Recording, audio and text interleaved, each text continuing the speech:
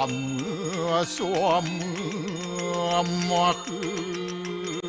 dewa Suara peran kita angkara Mamuja suara papidya Wala Yesus siwa Om kesantau ya kaiku dosa Kesantau wajiku Santawi mana dosa permadat kesamam Om santi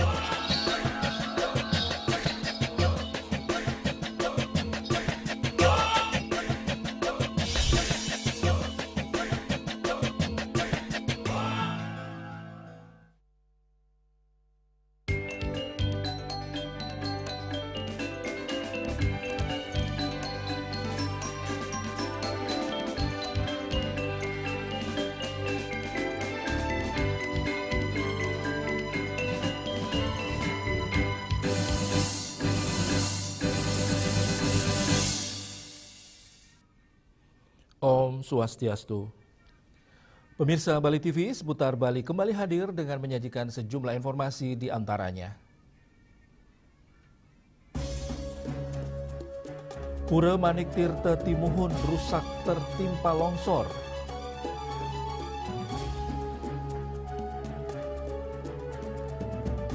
Bali kembali jadi destinasi terbaik dunia, momentum refleksi dan kewaspadaan pariwisata. Jangan lewatkan juga informasi menarik lainnya yang sudah disiapkan tim redaksi kami bersama saya Pradana Adiputra. Inilah seputar Bali selengkapnya.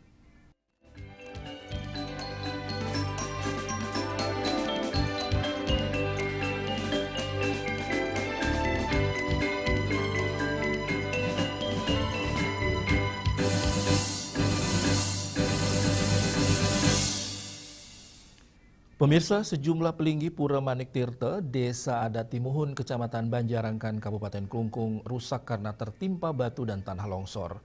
Musibah tanah longsor diketahui pertama kali Jero Mangku Manik Tirta pada Senin 19 Januari 2026 pagi. Beruntung tidak ada korban jiwa dalam musibah ini, namun kerugian masih dihitung pihak pengempon pura.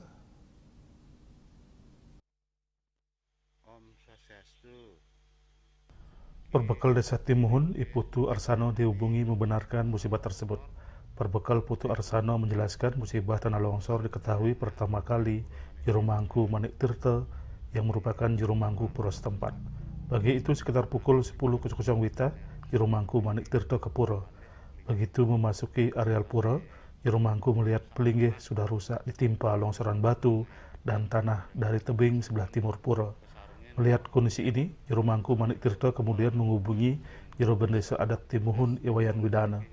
Menerima laporan dirinya bersama Jero Bendesa Adat Timuhun, Babin Kantip Mas Timuhun, Babin Sah Timuhun, Pecalang mendatangi lokasi. Dari hasil pendataan pelinggih yang rusak yakni pelinggih Sabto Petale, pelinggih Ngerurah dan Taman Beji. Untuk kerugian material, pihak pengempon pura masih mendata. Ditambahkan tanah dan batu yang ada sebelah timur pura longsor karena cuaca ekstrim yang terjadi belakangan ini. Untuk diketahui, tebing yang ada di sebelah timur pura Manik Tirta dengan ketinggian mencapai puluhan meter. Gung Yuli Bali Pos melaporkan. Terpantau di lapangan, puluhan truk bermuatan sampah terlihat berjejer rapi di sebelah timur tempat pembuangan akhir TPA Suwung hingga siang hari. Jumlah truk sampah yang mengantre diperkirakan mencapai sekitar 80 unit dengan panjang antrean kurang lebih 300 meter. Kondisi ini menyebabkan arus keluar masuk kendaraan pengangkut sampah tersendat. Para sopir terpaksa menunggu cukup lama di lokasi sambil berharap dapat masuk lebih awal saat pintu TPA kembali dibuka. Salah seorang sopir truk sampah Nyoman Yase mengungkapkan bahwa antrian panjang tersebut disebabkan oleh beberapa faktor, seperti kondisi ini karena hujan yang turun dari sehari sebelumnya. Selain itu, kondisi jalan menuju TPA yang rusak dan berlumpur semakin memperparah situasi. Akibat kondisi tersebut, banyak truk sampah memilih berhenti dan mengantre lebih awal, dengan harapan saat TPA dibuka, para sopir bisa mendapatkan urutan antrian masuk lebih dulu, sehingga proses pembuangan sampah dapat segera dilakukan. Antri itu tetap ngantri, Pak. Kadang-kadang saya jam 5 udah kesini, itu saya udah, kalau memang dipakai nomor urut itu saya udah ke 150 tuh. Yang di depan tuh saya udah, yang di depan itu udah 150, saya yang di belakangnya itu. Kalau misalnya jam 7 ya lebih di belakang lagi, Pak. Cuaca juga mempengaruhi kan, kalau misalnya hujan, kan jalan becek, ada yang mobil, truk yang slip. Masih ada yang nginep, Pak. Tetap kalau yang nginep tuh masih tetap ada, karena kan dia nunggu nomor antrian ngantri truknya itu yang tetap dia masih nginep. Para sopir truk juga menyampaikan harapan besar kepada pengelola TPA Sung dan pemerintah terkait agar dilakukan perbaikan akses jalan menuju lokasi TPA. Selain itu, mereka juga berharap alat-alat berat dan fasilitas operasional di area TPA tetap tersedia dan berfungsi optimal, sehingga proses bongkar muat sampah dapat berjalan lebih lancar.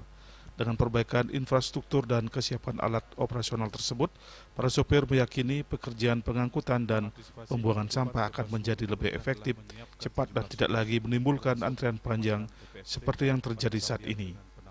Hendra dan Angkat, Bali TV. Jalan vital penghubung dua desa, yakni Desa Titap dengan Desa Pucaksari di Kecamatan Busung Biu Buleleng, putus akibat banjir yang terjadi Kamis lalu.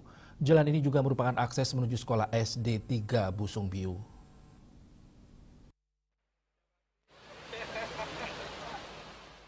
Jebolnya jalan ini terjadi pada hari Kamis 12 Januari lalu saat banjir menerjang wilayah tersebut. Diperkirakan jalan vital penghubung dua desa ini ambrol sejauh 100 meter dan hanya menyisakan tidak lebih dari 1 meter badan jalan.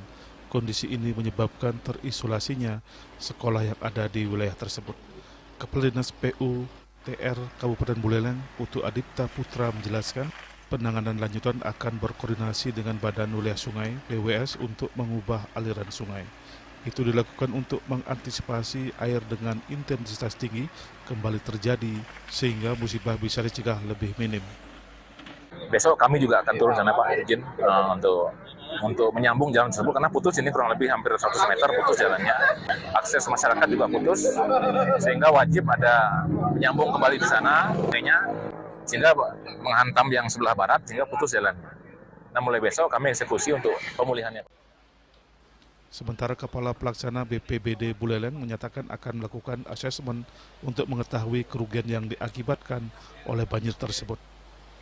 Jadi kita bersama tim juga masyarakat sudah melakukan berbagai macam kegiatan penanganan, termasuk juga sudah melakukan routing logistik.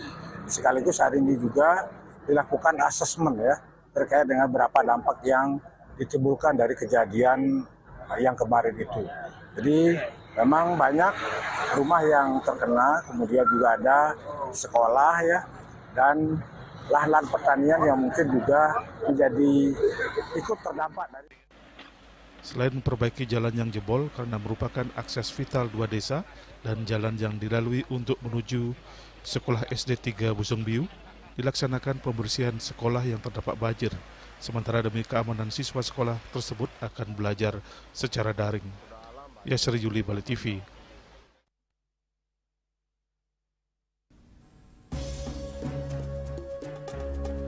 Bali kembali jadi destinasi terbaik dunia, momentum refleksi dan kewaspadaan pariwisata. Kami segera kembali dengan laporannya.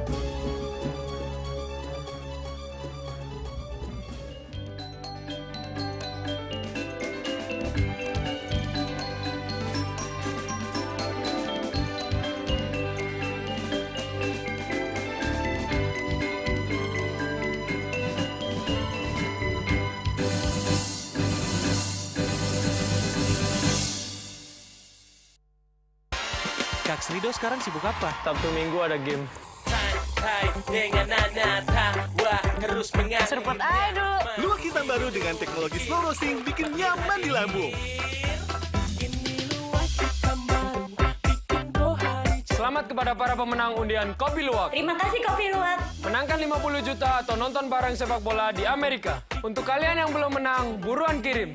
Jangan sampai ketinggalan. Luwak hitam baru, nggak kemanisan, mantap. Emco, cat kayu dan besi. This indicate that Bali has recovered after the COVID-19 pandemic and has become the main destination for world tourists. However, Balinese menu choices are also getting richer, such as sam-sam guling, kuah balok, and hawar babi. Although many restaurants serve similar menus made from pork, Start to leave behind telltale characteristics of fragments of DNA circulating in the blood, called cell-free DNA.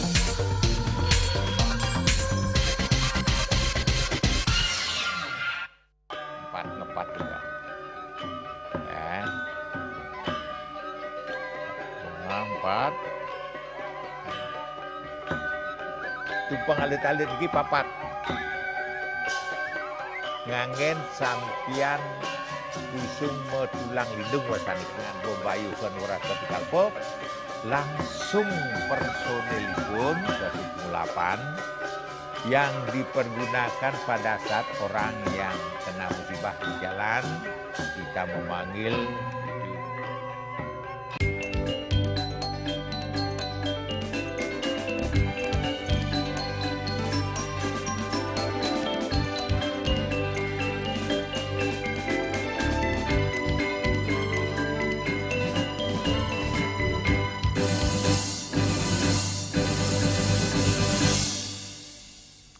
Pemirsa, Bali kembali menegaskan posisinya sebagai destinasi pariwisata kelas dunia setelah dinobatkan sebagai peringkat pertama dalam The Travelers' Choice Awards, Best of the Best Destination list versi TripAdvisor.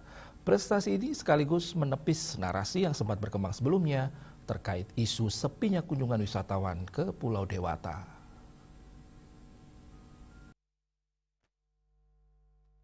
Penetapan tersebut menjadi capaian yang patut disyukuri bersama oleh seluruh komponen pariwisata Bali. Pelaku pariwisata Yoga Iswara mengatakan keberhasilan ini lahir dari kontribusi kolektif masyarakat, pelaku usaha, stakeholder, dan pemerintah yang secara konsisten menjaga taksu serta karisma Bali di mata dunia. Setelah sempat mendapat sorotan negatif dari media internasional pada awal 2025, Bali justru menunjukkan jati dirinya dengan memperkuat kolaborasi dan membuktikan kualitasnya sebagai destinasi unggulan global. Peringkat pertama ini memiliki makna strategis karena ditentukan melalui voting masyarakat dunia, bukan oleh kelompok terbatas. Hal tersebut menegaskan tingginya apresiasi komunitas global terhadap Bali sebagai tujuan wisata terbaik. Di sisi lain, capaian ini juga menjadi momentum refleksi untuk memperkuat komitmen bersama dalam menyelesaikan berbagai pekerjaan rumah pariwisata Bali ke depan. Bali ini mendapatkan peringkat nomor 1 itu adalah sebuah hal yang patut kita syukuri. Ya, jadi semua pihak, ya, baik itu masyarakat, stakeholder, pemerintah, ya semua komponen ini sudah bersama-sama ya, dengan taksu dan karisma Bali ini untuk bisa kembali kepada posisi nomor 1. Kalau kita lihat di tahun lalu, ya 2025 awal, di bulan Januari itu malahan kita ada sebuah media namanya Fodor itu memberikan statement bahwa Bali merupakan daerah yang tidak layak untuk dikunjungi. Nah, untuk itu memang banyak respon yang terjadi pada saat itu, tetapi kami sangat mengapresiasi bagaimana masyarakat Bali itu malah jengah, ya, malah ingin bagaimana berkolaborasi, kemudian menunjukkan ya apa yang bisa dilakukan untuk bisa memberikan ruang untuk taksu Bali itu bisa kembali seperti saat ini. Ya. Nah, kemudian kalau kita bicara masalah mengapresiasi, karena voting ini dilakukan oleh masyarakat global, jadi bukan hanya kelompok tertentu, dan ini sudah memberikan poin bahwa Bali menjadi destinasi yang the best destinasi, sehingga ini perlu kita apresiasi bahwa global community itu sangat menghargai, mengapresiasi Bali. Keberhasilan ini diharapkan tidak hanya menjadi kebanggaan tetapi juga pengingat agar seluruh pihak tetap menjaga dan berbenah dengan menjadikan prestasi global ini sebagai pemicu perbaikan berkelanjutan. Bali diharapkan mampu mempertahankan posisinya sebagai destinasi berbudaya, berkualitas dan berkelanjutan. Yana, Bali TV. Bali kembali dinobatkan sebagai destinasi wisata terbaik dunia versi TripAdvisor. Ketua DPRD Bali, Dewo Made Mahayatnya, mengajak seluruh elemen masyarakat untuk bersyukur sekaligus menjadi ucapaian ini sebagai tantangan bersama, terutama persoalan sampah, kemacetan dan banjir, agar kualitas pariwisata Bali tetap berkualitas.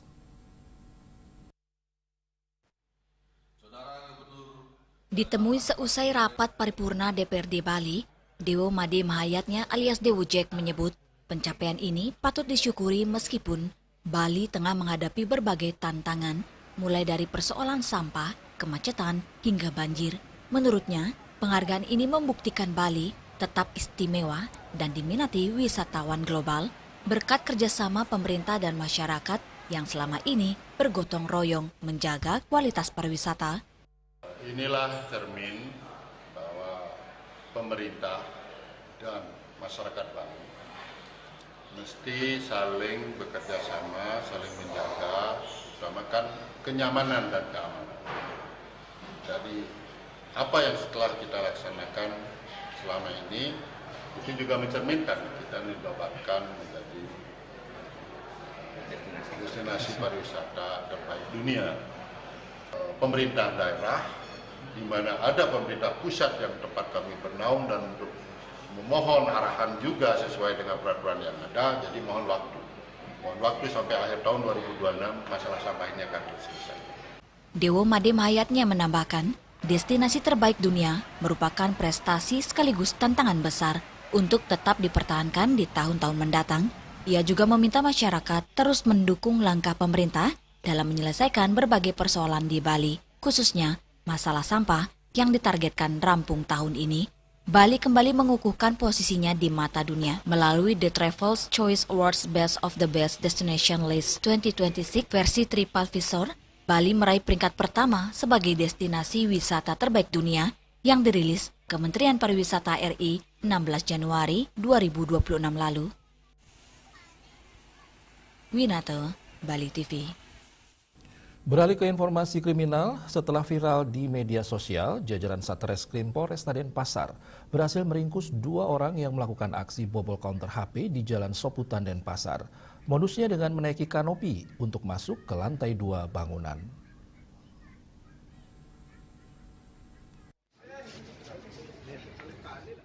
Aksi tersangka Alberto Justin Kasmuni dan Oscar US Panyongang yang keduanya asal Sumba diringkus setelah aksinya viral terekam CCTV media sosial. Tersangka merupakan karyawan hotel dan seorang mahasiswa di Surabaya mencuri dengan menaiki kanopi dan masuk ke lantai 2 bangunan toko HP. Dari lantai 2, para tersangka turun ke lantai 1 dan mengambil 6 buah HP iPhone yang ada di dalam counter. Tersangka Oscar sempat mencabut kabel CCTV dan selanjutnya mereka kabur. Belum sempat menjual hasil curiannya, keburu kedua tersangka diringkus polisi. Tindakan ini viral di medsos, baik di TikTok, IG, dan juga di sosmed lainnya, dan juga menjadi atensi kita di Polresta Denpasar. Jadi berkat kesigapan dari rekan-rekan kita di lapangan, beberapa hari setelah kejadian terkait dengan tindak pidana ini berhasil kita ungkap. Kedua tersangka dijerat pasal 477 KUHP dengan ancaman 9 tahun penjara. Raiswantaro, Bali TV.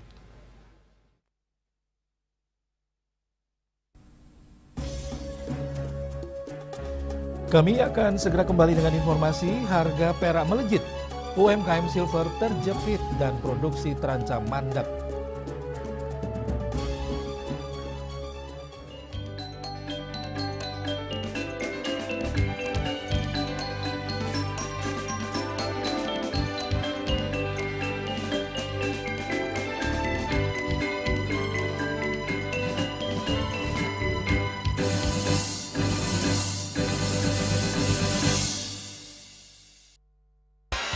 Kak Srido sekarang sibuk apa? Sabtu Minggu ada game. Seruput aja dulu. Luwak hitam baru dengan teknologi slow roasting bikin nyaman di lambung. Selamat kepada para pemenang undian Kopi Luwak. Terima kasih Kopi Luwak. Menangkan 50 juta atau nonton bareng sepak bola di Amerika. Untuk kalian yang belum menang, buruan kirim. Jangan sampai ketinggalan. Luwak hitam baru, nggak kemanisan, mantap. Cat Color dengan daya sebar yang luas, cepat kering, dilengkapi 39 pilihan warna. Kualitas dijamin terbaik. Cat Color harga ekonomis.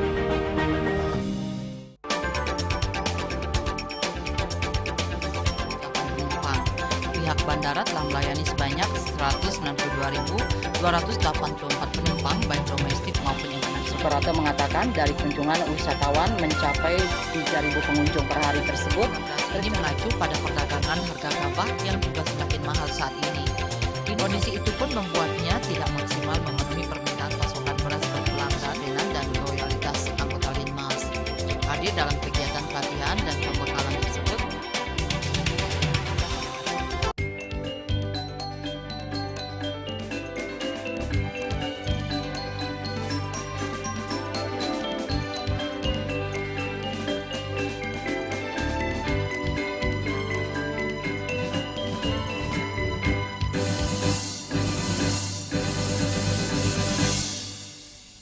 Pemirsa, lonjakan harga perak global pada Januari 2026 mencetak rekor tertinggi sepanjang masa dan langsung mengguncang pasar dalam negeri. Kenaikan tajam yang dipicu ketidakpastian ekonomi dunia dan tingginya permintaan industri ini menempatkan pelaku UMKM perak pada tekanan berat hingga mengancam keberlanjutan produksi.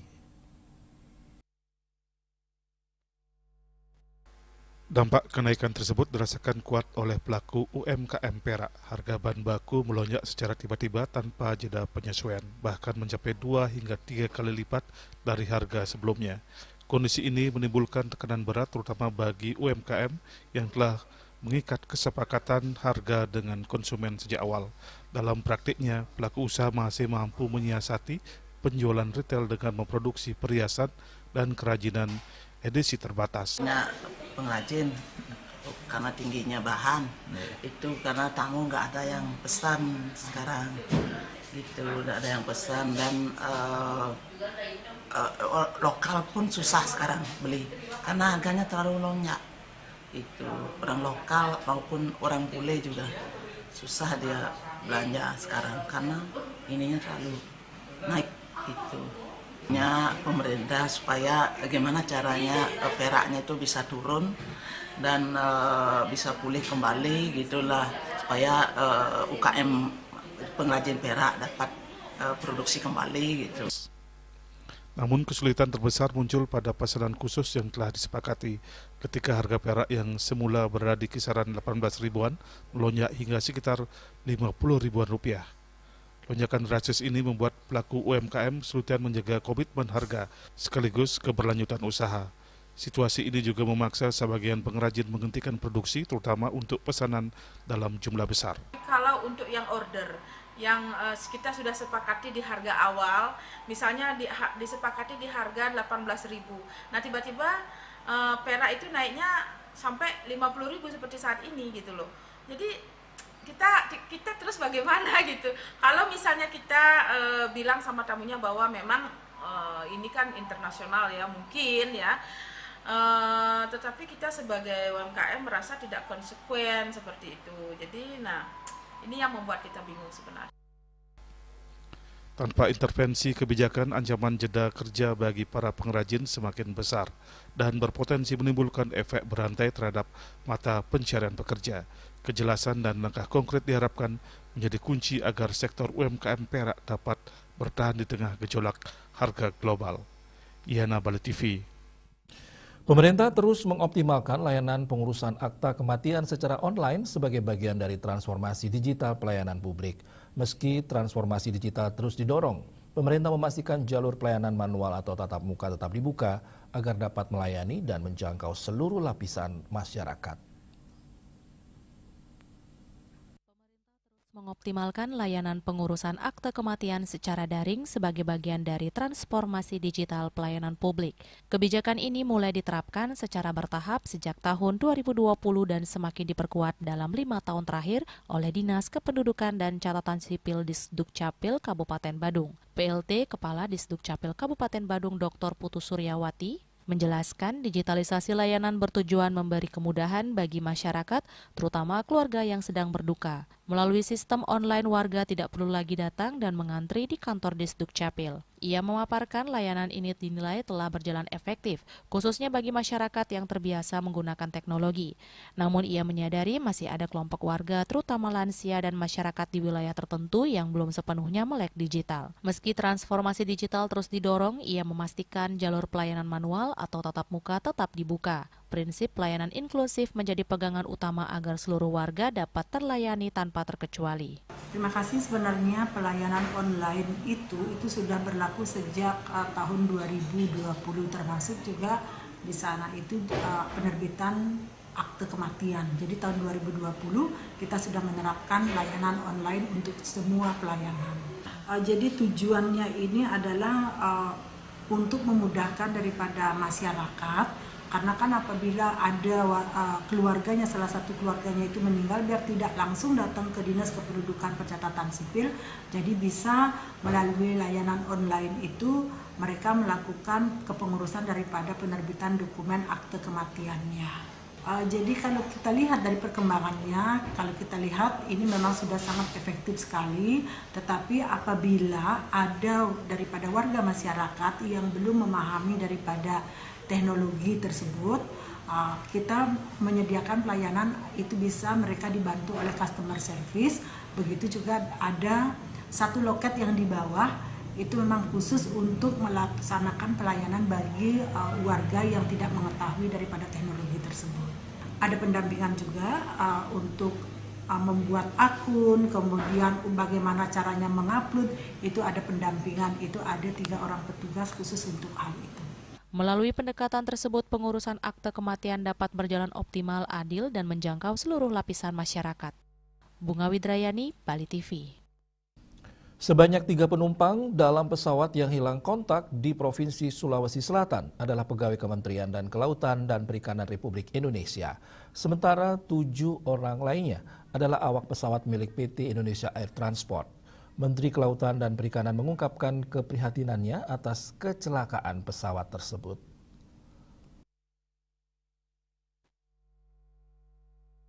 Dalam konferensi pers di Gedung KKP Jakarta, sebanyak 3 penumpang dalam pesawat yang hilang kontak di Provinsi Sulawesi Selatan adalah pegawai Kementerian dan Kelautan dan Perikanan Republik Indonesia. Sementara 7 orang lainnya adalah awak pesawat milik PT Indonesia Air Transport. Menteri Kelautan dan Perikanan menyampaikan prihatin atas kecelakaan pesawat tersebut. Ia pun membeberkan ketiga pegawai tersebut tengah melaksanakan tugas dari Kementerian KKP. Tugas tersebut yakni pengawasan sumber daya KKP lewat udara. Menteri KKP Wahyu Trenggono lantas mengungkapkan identitas ketiganya yakni Ferry Irawan dengan pangkat penata muda tingkat 1 yang merupakan analisis kapal pengawas, Deden Mulyana dengan pangkat penata muda tingkat 1 yang dengan jabatan pengelola barang milik negara, dan Yoga Naufal dengan jabatan operator foto udara. Dan ini kami undang secara mendadak tentunya yang terkait dengan informasi tentang insiden yang dialami oleh pesawat dengan register PKTHT yang dioperasikan oleh PT Indonesia Air Transport atau IAT. Dengan ini kami menyatakan prihatin. Kami terus terang sedih dan prihatin dan berdoa yang terbaik untuk para penumpang dan kru pesawat tersebut. Berikutnya sesuai dengan update terakhir dari Kepala Kantor SAR Nasional Makassar yang dihubungi oleh tim Direktorat Jenderal Pengawasan Sumber Daya Kelautan dan Perikanan atau PSDKP, pada tanggal 17 Januari 2026 pukul 19.20 WIB, status pesawat, kru, dan penumpang sedang dilakukan pencarian atau search and rescue oleh tim SAR gabungan. Jadi saya mohon doa dari teman-teman semua untuk yang terbaik segera bisa ditemukan dan kita bisa tahu persis apa yang terjadi. Kehadiran kami saat ini adalah melakukan klarifikasi terkait adanya informasi yang beredar di masyarakat mengenai logo Kementerian Kelautan Perikanan. Perlu kami sampaikan bahwa benar terdapat pegawai KKP dalam pesawat tersebut yang melakukan misi pengawasan sumber daya kelautan dan perikanan melalui udara atau air surveillance di wilayah pengelolaan perikanan negara Republik Indonesia. Diberitakan sebelumnya pesawat ATR 42500 ini dinyatakan hilang kontak saat akan mendarat di Sultan Hasanuddin Makassar pada Sabtu 17 Januari 2026 siang. Pesawat buatan tahun 2000 bernomor seri 166 itu tengah melaksanakan penerbangan dari Bandara Adi Sucipto Yogyakarta menuju Makassar. Dari Jakarta, Juli Suwati dan Ketut Sumadiasa melaporkan.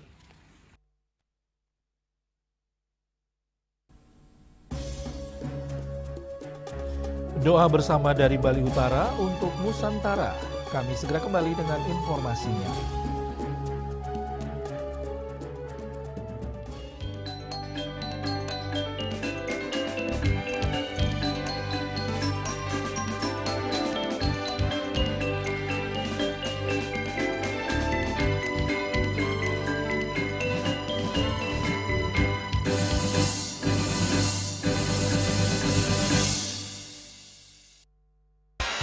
Kak Srido sekarang sibuk apa? Sabtu Minggu ada game. Serpot aduh. Luwak hitam baru dengan teknologi slow roasting bikin nyaman di lambung. Selamat kepada para pemenang undian Kopi Luwak. Terima kasih Kopi Luwak. Menangkan 50 juta atau nonton bareng sepak bola di Amerika. Untuk kalian yang belum menang, buruan kirim. Jangan sampai ketinggalan. Luwak hitam baru, nggak kemanisan, mantap.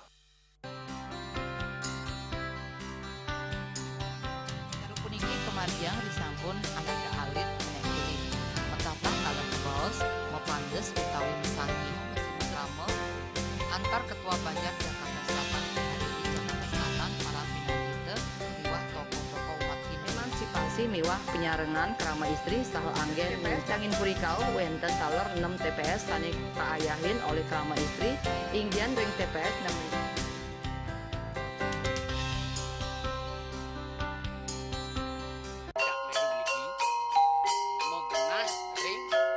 Selanjutnya tahun 1639 atau tahun 1707 akan di pura ini dapat dikelompokkan Ratu Penateh penyungsung sejebak Jakab Pejen. Pengumpul Sijang selaku anggaran pengalian di pengumpul jumlah warga serta memohon taksu bagi mereka para penekun spiritual atau balian di Bali.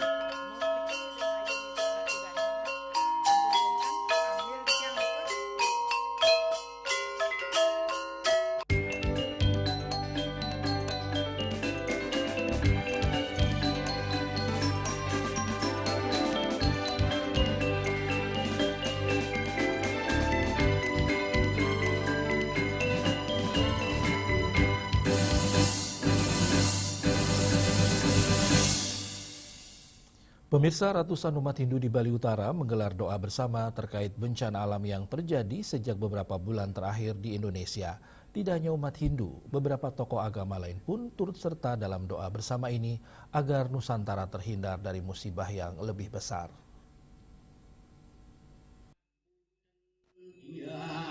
Doa bersama ini digelar karena bencana alam yang terjadi di sebagian wilayah Indonesia baik di Sumatera, Aceh, Jawa, Kalimantan, dan Bali. Doa bersama ini digelar oleh para sulingi beserta penglingsir Puri Sebali, tokoh lintas agama dan warga di Kubu Tambahan, Kabupaten Buleleng. Doa digelar di Pura Penyusuhan Desa Kubu Tambahan bertepatan dengan Hari Siwalatri. Tujuannya memohon keselamatan bangsa atas bencana yang terjadi dan memohon agar tidak terjadi lagi bencana yang lebih besar. Tujuan kami sebagai rohaniawan dan Anggepuri sejebak Bali atau Nusantara ingin melaksanakan ritual puniki. Tujuannya ada lain untuk mudah-mudahan dikabulkan sama beliau Tuhan Yang Maha Kuasa, Desa yang dewasa memberikan keselamatan kita semua, dan kebetulan hari yang sangat baik, namanya menurut kami di Hindu, namanya Siwalatri, dan penugerahan beliau penguasa alam. Di samping itu Nabi ada negara, dan kami langsung ritualnya sangat bagi kami sangat luar biasa bagusnya, soalnya mengadakan langsung upacara namanya Guru Piduka. Nah, itu makanya mungkin tapi ada yang kesalahan kita, tindakan kita atau bicara kita. Mari sama-sama kita mohon hari ini, kebetulan piogan beliau atau samadhi beliau, penguasa alam, hidup tarsiun namanya, mudah-mudahan dikasih, langsung hari doa bersama, mulai dari Bali Utara untuk negeri Nusantara. Tujuan kami dan lain adalah untuk mudah-mudahan dikasih kemurahan dan dikasih keselamatan untuk dunia kita, khususnya Indonesia. Itu dari kami. Selain itu juga doa ini untuk memohon keselamatan Pulau Bali yang selama ini terjadi ketimpangan yang cukup besar antara Bali Selatan dan Bali Utara. Bali Utara ke depan diharapkan bisa menjadi penyeimbang untuk roda perekonomian Bali. Yasri Yuli, Bali TV. Pinandita Sanggraha Nusantara Pusat, Sarati Banten dan umat Hindu dalam momentum Hari Suci Siwaratri menggelar tirta yatra di Pura Waikunta Wiyumantara, Lanut Adi Sucipto, Yogyakarta. Momentum tirta yatra ini digunakan untuk melakukan penyucian diri secara spiritual untuk memohon kehadapan Tuhan Yang Maha Esa agar selalu dianugerahi kesehatan dan kebahagiaan.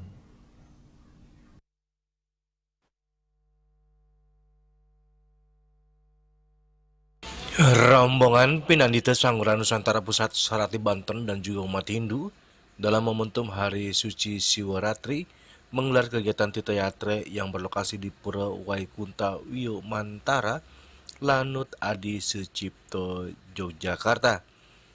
Kegiatan ini diawali dengan kegiatan water pioning di Pura Aditya Jaya Rawamangun, Jakarta Timur yang dipuput langsung oleh Pinandita setempat. Ketua Pinandita Sanggraha Nusantara Pusat, Jero Gede-Gede Pastika mengatakan, tirta yatra adalah perjalanan suci dalam agama Hindu yang bermakna penyucian diri, mendekatkan diri ke hadapan Tuhan Yang Maha Esa, dan memperkuat strada dan rohani mental dari rutinitas melalui kunjungan ke tempat-tempat suci untuk bersembahyang, meditasi, dan memperdalam pemahaman Dharma dengan niat tulus dan pikiran jernih. Perjalanan ini juga menumbuhkan kebersamaan dan keharmonisan dengan alam dan sesama umat manusia.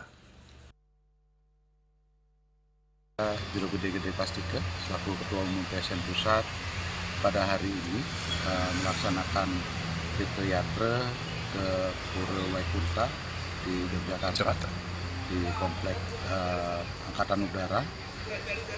Adapun tirta yatra ini kita lakukan untuk menyambut Hari Raya Suci Siwaratri yang akan dilaksanakan di Prambanan, Candi Prambanan nanti sore jam 18.00 untuk perjalanan spiritual.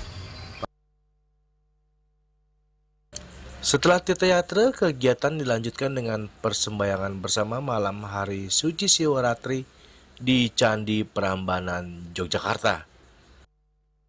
Para Pinandita kami membawa rombongan sekitar 50 orang, dan kami juga mengundang Pinandita dari Bali, Jawa Timur, dan Lampung, Jawa Tengah, Jogja untuk nanti berkumpul di Candi Prambanan untuk melaksanakan persembahyangan Siwaratri di Candi Prambanan.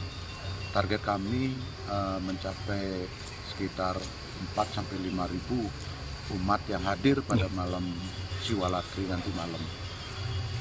Tirta yatra ini juga adalah perjalanan suci spiritual bagi kami para Pinandita untuk meningkatkan kesucian diri sehingga kami bisa melaksanakan sewanam atau pelayanan kepada umat dengan hati yang suci, tulus, ikhlas. Dari Yogyakarta, Juli Soeharto dan Ketut Sumadiasa melaporkan.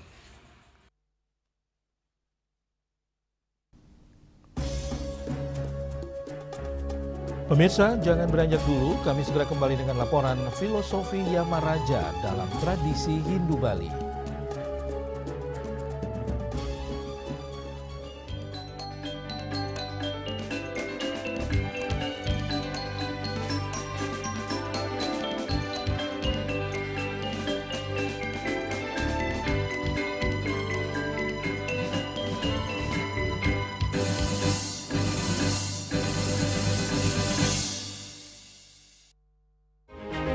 Cat color dengan daya sebar yang luas, cepat kering, dilengkapi 39 pilihan warna.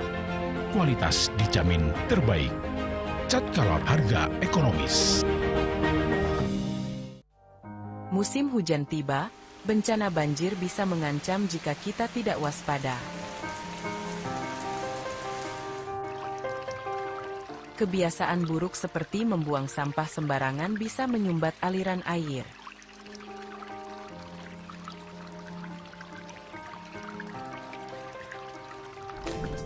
Kita bisa mencegah banjir dengan bergotong royong, menjaga selokan bersih, dan menanam pohon.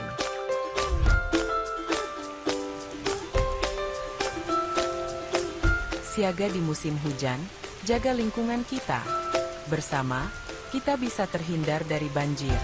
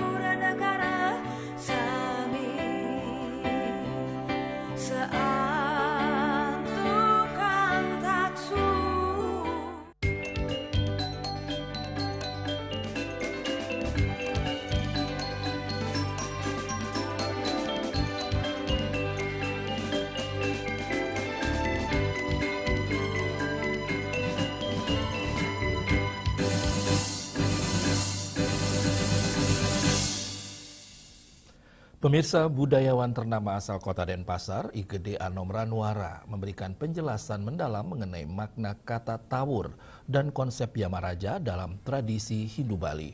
Dalam konteks bahasa Bali, kata tawur memiliki arti bayar, sementara Yamaraja merujuk pada siklus kehidupan yang diungkap melalui kombinasi penyatuan unsur spiritual. Menurut Anom Ranwara, jika merujuk pada puja dari seorang pandita Buddha, frase Yamaraja Nawasiwaya memiliki filosofi mendalam yang menghubungkan aspek-aspek kehidupan. Dalam pemahaman ini terdapat integrasi antara Ya yang melambangkan siklus kehidupan. Buddha dalam tradisi Hindu Bali ditempatkan sebagai penyeimbang di tengah-tengah siklus tersebut. Ritual Caru Yamaraja yang merupakan bagian dari tradisi ini biasanya melibatkan kambing cemeng atau kambing hitam sebagai simbol kehidupan, serta kucit butuan atau anak babi yang belum dikebiri dalam prosesi penyembelihan. Kucit butuan secara filosofis melambangkan unsur lingga melalui simbol palus yang mengacu pada poros atau pusat. Dalam tradisi Bali, poros dikenal sebagai purus yang identik dengan lingga. Dalam ritual ini terdapat penyatuan antara lingga atau unsur maskulin melambangkan siwa dan yoni atau unsur feminim melambangkan Buddha. Konsep ini dimanifestasikan dalam puja Yamaraja Nawasiwaya, di mana peran Buddha adalah sebagai yoni, sedangkan lingga adalah siwa itu sendiri. Babi yang belum dikebiri, jelas ada talusnya. Ya, talus ini sama dengan poros di Bali disebut purus ya sudah identik dengan lingga. Maka di sini ada penyatuan antara lingga dan yoni. Perannya di sini adalah Buddha dalam konteks ini adalah sebagai yoni, sedangkan lingganya adalah siwa itu sendiri. Makanya pujanya Yamaraja nama Siwaya. Ini adalah Buddha dalam kaitan ada ide pedanda Buddha. Dalam hal ini biasanya menyatukan dalam yang di atas dengan yang di bawah. Lebih lanjut, Anom Ranwara menjelaskan bahwa dalam prosesi keagamaan besar biasanya terdapat minimal 3 suligih atau pendeta yang dilibatkan. Ida Pedando Siwa berperan menurunkan, Ida Pedando Buddha berperan memutar, dan Resi Bujangga berperan menaikkan. Kombinasi ketiganya menciptakan keseimbangan spiritual antara yang di atas dan yang di bawah, menghasilkan keadaan netral atau somya. Yamaraja itu sendiri adalah simbol alat penetralisir dan penyatuan melibatkan kubang-kubang, kambing cemong, dan kujet betuan. Semua ini mengajarkan kita untuk memahami siklus kehidupan sebagai satu kesatuan. Penjelasan filosofis ini memberikan wawasan mendalam tentang harmoni dalam tradisi Bali, mengingatkan masyarakat akan pentingnya menjaga keseimbangan antara aspek spiritual, alam, dan kehidupan sehari-hari. Hendra, Bali TV. Pohon Kamboja atau Jepun Bali masih menjadi primadona bagi resort, villa, hotel di Bali. Tanaman ini juga seringkali menjadi penghias kebun rumah. Harganya pun kini masih stabil karena permintaan yang cukup stabil.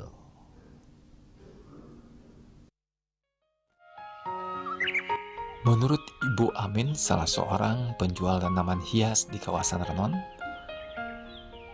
pohon Jepun atau bunga Kamboja merah dan putih masih sering diburu oleh customer, apalagi yang merupakan pohon Jepun lokal Bali. Dikatakan harganya pun bervariasi dari 3 juta rupiah hingga puluhan juta rupiah. Sementara untuk Jepun yang berusia belasan hingga puluhan tahun bisa mencapai puluhan juta rupiah. Sungguh harga yang fantastik. Bu Amin mengatakan merawat tanaman Jepun tidaklah sulit dan tidak memerlukan perangsang akar, meski baru dicabut dan usianya sudah cukup tua.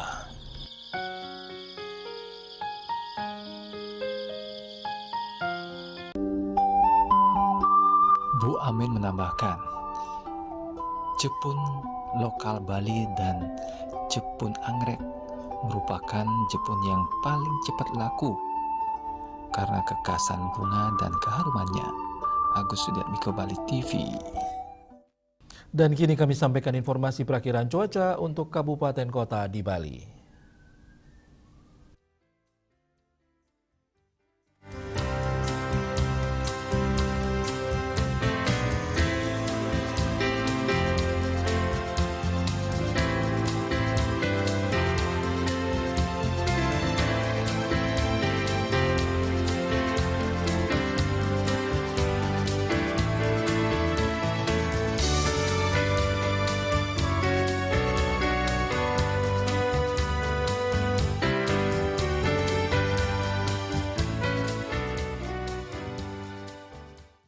Pemirsa, seputar Bali bersama Minyak Kapun Ganapati, Usada Bali, Keluarga Sehat. Update terus informasi Anda dengan subscribe dan like YouTube channel Bali TV @newsbalitv. Mewakili redaksi yang bertugas, saya Pradana Adi Putra pamit undur. Terima kasih atas perhatian Anda. Sampai jumpa. Om Santi, Santi, Santi, Om.